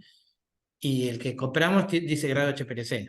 perfecto. Igual es válido hacer primero un approach general sin ningún estándar o no vale así. No, yo creo que lo que quiero decir es que si vos no tenés ningún estándar, probablemente puedas identificar menos cosas, ¿no? Porque Bien, algunas cosas las bien, vas a poder identificar bastante fácilmente, pero depende de cuán compleja sea tu muestra, me claro, parece. está bien, está bien, Pero, perfecto. digamos, con estándares lo que tienes es que, bueno, que detectás más cosas, muchas Ok, más, o sea, puedes identificar fácilmente más cosas, porque después se pueden hacer esto que decía LS masa a masa, que ahí como detectás cosas con más precisión, pero, bueno, no sé, yo todo lo que conozco tienen muchos estándares. La verdad que no estoy muy seguro sin nada si que podés detectarlo. digo como para arrancar, porque cuando uno, o sea, si vos no sabés lo que esperás, Sí, si no sabes, no, sí, no estoy tan seguro. La verdad que no estoy tan seguro porque en realidad yo eso así nunca lo hice, digamos, tan a ciegas. No, no estoy muy bien, seguro bien, bien, bien, qué está bien, está decir. bien. Bárbaro. Bueno, esas dos y la otra que tengo, así que es más general, que bueno, un poquito lo tocaron, pero o sea, ¿cómo ven ustedes la posibilidad de una optativa o una electiva que sea técnicas ómicas directamente y que se vea ahí, Para- más allá de que sí, se pueda tocar dentro de alguna del ciclo básico, ¿no? está bien. A mí, no sé, digo lo que yo opino, no estoy muy seguro si está bien o no. O sea, yo creo que se podría ir tocando el ciclo básico. Aparte, creo que me parece que la idea o lo que dice la coordinadora es que tiene que estar en el ciclo, que el tema tiene que estar en el ciclo básico. Ah, perfecto. Para mí hay que ir diciendo, vamos a decir. Para mí no está mal que las cosas se repitan varias veces con distinto grado de profundidad, porque me parece que uno va entendiendo a medida que va cursando. Pero tampoco se puede alargar la carrera indefinidamente.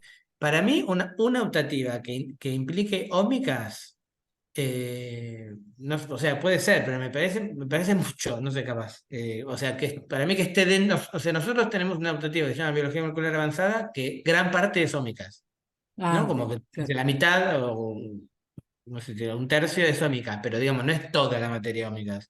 No Está sé, bien, capaz. pero por ejemplo, o sea, bueno, no sé cómo está en Mar del Plata. Yo en su momento cuando cursé eran varias optativas y yo cursé biología molecular 1 y creo que había 2. O sea, Claro, tranquilamente bueno, puede ser esa biología molecular 2 ahora se transformó en avanzada, porque existe biología celular y molecular, que está como en el ciclo básico, y en esa biología molecular avanzada damos ómicas y ocupa gran parte de la materia, pero no toda. O sea, no sé, perfecto, capaz que puede perfecto. ser. No estoy muy seguro, la verdad, me parece como mucho, pero puede ser. Perdón, ¿puedo aportar? Creo que todos estos contenidos tienen que estar en la parte obligatoria de la carrera, por lo tanto, si es una optativa, sería solo para aquellos estudiantes que opten por hacerla. Claro.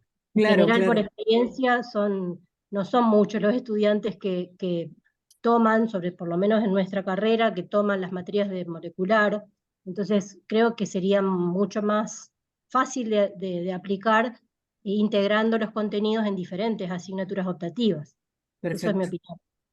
Está bien, Sí, muchas para mí también, gracias. para mí también. Digamos, yo insisto que me parece que se podría empezar a nombrar desde el primer año. O sea, yo Perfecto. siempre digo el ejemplo de Alberto Conrit, que él en el 87, 86, no me acuerdo, él puso biología molecular en primer año. O sea, no era biología molecular, pero bueno, tocaban temas de biología molecular y parecía ridículo y sin embargo fue bárbaro.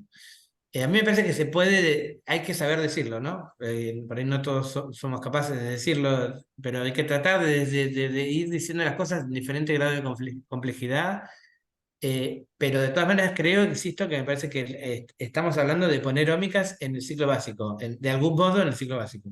Entonces yo Bien, pienso que bien. entre química biológica y biología celular y molecular y genética también puede ser, como decían, me parece que se puede, que tranquilamente podemos hablar de todas las ómicas un poco, creo yo. Clarísimo, clarísimo. Muchas gracias.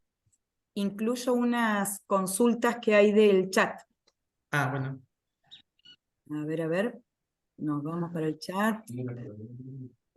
Había una para Eduardo primero, que presentaría en una asignatura como introducción a la biología. ¿Cómo lo presentaría? O sea, para mí, en Introducción a la Biología, yo hablaría de la posibilidad de detectar todas, digamos, de algo, detectar todo, o sea, de lo que quiere decir Omicron, ¿no? Y no es que hablaría en detalle, digamos, de cada uno, pero sí hablaría de que existe la genómica, de que existe la transcriptómica, digamos que existe en el sentido, porque si uno no se lo nombran, ni se imagina. Entonces, por ahí, como hoy mostraban algunas que estaban re buenas, algunas notas del diario, ¿no? Como mostraba Patricia, por ejemplo, una nota del diario, está bárbaro eso, que entonces el chico que está estudiando biología por lo menos lo escuchó alguna vez, ¿no? Quiere decir que el familiar le pregunta, ¿y esto qué es? Y que si no se lo nombró nunca, dice, no tengo ni idea, ¿no? Y que si lo nombró, a lo mejor algo entiende, algo se imagina. Eso es lo que yo creo, ¿eh? Y por supuesto que no se puede avanzar mucho, porque obviamente un chico que recién empieza en primer año no sabe muchas cosas, entonces, bueno, para ahí es difícil hablar como hablaba Leandro, de epigenómica. Epigenómica por ahí la podríamos poner en una optativa, pero sí las ómicas básicas, por lo menos que existen, ¿no? Y más o menos lo que quiere decir, que qué cosa uno puede obtener, lo que nombraba hoy del hombre neandertal y qué sé yo. A mí eso me parece re interesante, qué sé yo. Y me parece que para un chico que está empezando a estudiar biología, que le digan eso, para mí es bárbaro. No sé, a mí me parece bárbaro eso. Me parece estimulante, ¿va? Eso quiere decir. Bárbaro, gracias. Y hacemos la pregunta entonces para Leandro. ¿Te parece una buena estrategia para enseñanza de la epigenética la utilización de reviews o preferentemente algún estudio de caso sería más útil, considerando la imposibilidad de las actividades de laboratorio? Buena pregunta. Yo creo que dos cosas. Habría que meter mano en las dos cosas. Porque los reviews, la verdad que hay muy buenos reviews, hay gente que escribe muy bien y buscar esa información que a veces está muy desperdigada porque son miles y miles de trabajos es un incordio. Entonces, el review te baja a tierra. Está bueno. Muchas veces tiene muy buena gráfica que ayuda también a interpretar. Pero para mí el estudio de caso es fundamental en cualquier disciplina de la biología. Evolución, epigenética, lo que hables, porque es lo que le permite para mí a la persona internalizar para qué sirve todo lo que vos le estás contando. Porque, ¿por qué le va a interesar si la histona se le enrolló en algún pedacito del ADN si no le muestro el ejemplo que te mostré de maíz?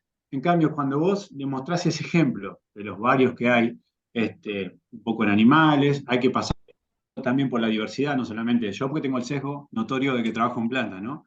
Este, Mm. es muy difícil despegarse de eso, pero cuando hablo de evolución trato de buscar Pero sí, trabajo animal, ¿cierto, Eduardo? Entonces, para mí el estudio de caso es lo que te baja a tierra, te ayuda a internalizar y le da explicación y sentido al desarrollo, a otro tipo de cuestiones que tienen que ver con la biología. Y hay que meter mano en las dos cosas. Buenos estudios de caso eh, y los reviews también ayudan. Y bueno, ¿en qué lugar la ubicaría? Para mí, o sea, o se podría ser una buena extensión de los contenidos de explicación de la regulación de la expresión génica. Cómo explicamos cómo se regula un operón en una bacteria, después empezamos a hablar de regulación de la expresión génica en eucariota. Esto es verlo en una escala global, así que no está mal si se empieza en genética o en biología celular y molecular. Y también creo que hay que hablarlo en varias materias. Coincido también con lo que venían diciendo. Para mí, si vos lo decís en una sola materia, compartimos cátedra con Patricia. Por ahí preguntamos cosas en genética de poblaciones, que di un cuatrimestre anterior en evolución, en filogenética, y no se acuerdan. Entonces, aparte que me hacen quedar muy mal, me hacen pasar de Patricia, por suerte tenemos confianza, si no lo integras en distintas disciplinas, esto que son cuestiones un poco más complejas, para ir al campo a buscar muestras, me parece que se pierde un poco. Y otra cosa más quiero comentar y no molesto más, hoy cada día más es el quehacer del biólogo trabajar en las ómicas. En el instituto donde yo trabajo, cada vez somos más los biólogos, cada vez hay más egresados que fueron estudiantes nuestros, así que se van metiendo mano y van hablando de metabolómica y de proteómica y demás, así que también lo pueden hacer. Es cuestión de que nosotros también se lo presentemos. Muchas gracias.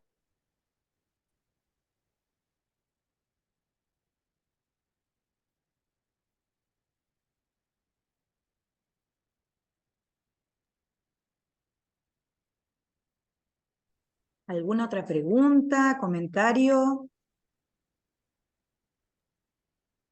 Ahí en el chat, Luciana A ver. Marina Díaz dice, es importante que los futuros biólogos entiendan la transversalidad de las ómicas. Sí, es lo que dijo Leandro, yo coincido plenamente. Cada vez más los investigadores en genética somos consultados por todo el resto de los biólogos de todas las áreas, porque los datos moleculares en general complementan datos ecológicos, datos de diversidad, cada vez más lo piden en las publicaciones, por lo tanto creo que es importante darle más profundidad a los conceptos que uno da tanto en biología celular y molecular como en genética, a toda la cuestión de las ómicas, que están muy desarrolladas, son contenidos que son muchos y ahora se incrementan logarítmicamente, como decía hoy, en todas las metodologías de todas las áreas, y por eso creo que hay que darle la importancia que merecen para la formación del futuro egresado. Hola, sí, yo soy Marina Díaz, hice ese comentario. Recientemente me tocó dar clases en una materia que se llama genética de poblaciones, y bueno, algo de bioinformática y terminamos viendo técnicas moleculares. Bueno, varios de los chicos que estaban ahí, ellos expresaban que lo que les interesa es el trabajo de campo, gente que se quería dedicar a la conservación, por ejemplo. Entonces, yo lo que intenté decirles es que más allá de que no vayan a pipetear, a meter mano en el laboratorio, es interesante que entiendan el potencial de las técnicas que veíamos, los alcances, y que puedan interpretar datos surgidos de esos experimentos, digamos, más allá de que sean ellos o no, o un servicio que contraten, por ejemplo, los que hagan los experimentos, ¿no? Que hoy por hoy, bueno, eso es lo que digo, la transversalidad, digamos, la gente que haga conservación, que haga, no sé, taxonomía, la gente van a tener que, probablemente se tengan que enfrentar a este tipo de datos, de información. Yo quería aprovechar a hacerle una pregunta a Eduardo, que habló de proteómica. Hoy por hoy entiendo que no se secuencian, ¿no es cierto?, proteínas, directamente se deducen a partir de las secuencias de Sí, DNA, sí. ¿verdad? Sí. No, te entendí mal entonces. No, sí se puede, no es que se secuencia proteína como se secuenciaba antes, se puede deducir la secuencia a partir de los fragmentos trípticos, la masa carga que tiene, cómo queda en el espectro, que se puede deducir la secuencia. Ah, perfecto. Más Ah, allá está bien. de la traducción, digamos, Sí, de partir de de codón a secuencia. codón, digamos. Sí, Pero entiendo, sí, entiendo. sí, porque aparte digo, inclusive después cuando habló Leandro, digamos, todas las modificaciones, eso también te puede dar, digamos, qué tipo de modificaciones tienen los péptidos, sea fosforilación o metilación o lo que sea. Bueno, hay muchos tipos de modificaciones que pueden tener y que eso también lo ves con el espectrómetro de masa. No digo que sea fácil y que yo tenga todo, pero digo, es una cosa que se puede hacer, que se hace, va. Bien, Y entonces, eso. bien, bien, gracias. Digo que va más allá de la secuencia en sí misma, ¿no? O sea, todo lo que dijo Alejandro, por ejemplo, todas esas modificaciones que No, por tienen las supuesto, la historias, epigenética, va sí, sí, más allá de, claro, por eso sí, digo, de la secuencia que tiene. sí, sí, sí. Gracias.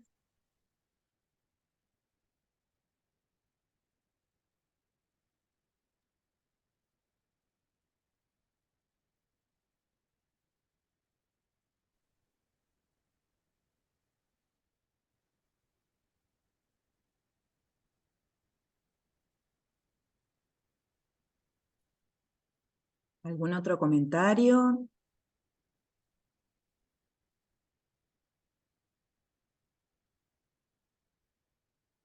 Bueno. Bueno, la verdad que muy completo, como les decía, el abordaje.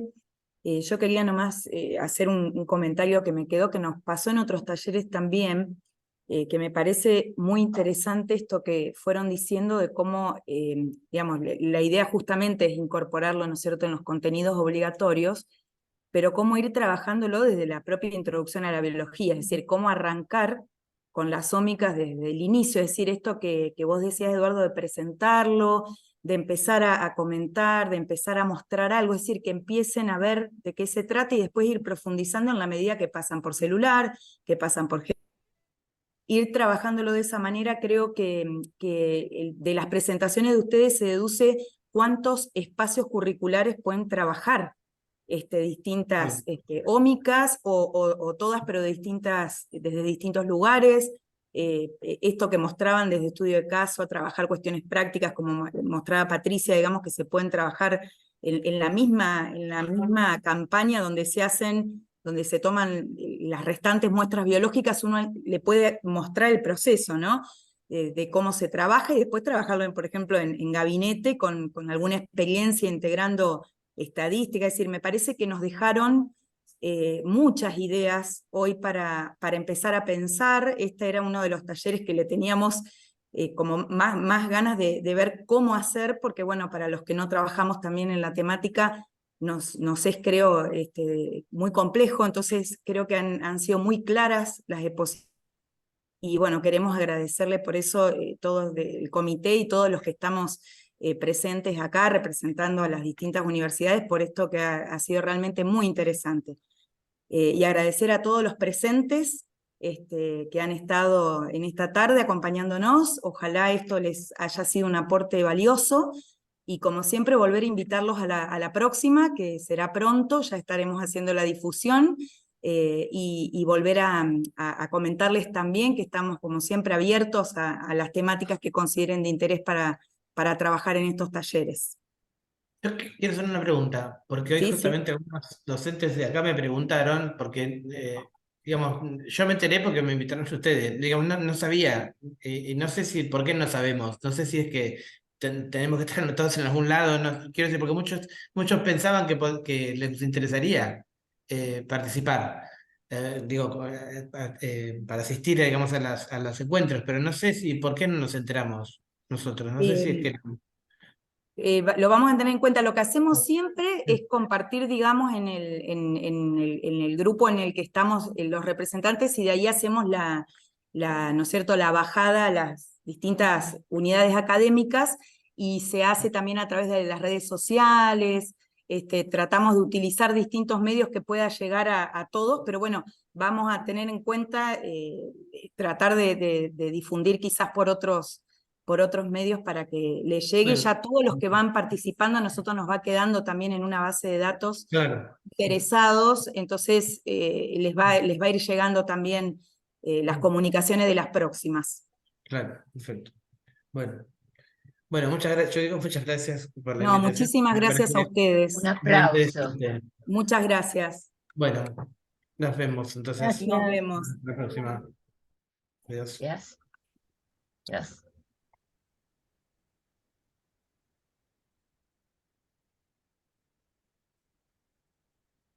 Gracias a Dios. Chao, hasta luego. Hasta pronto. Gracias. Chao, Estela.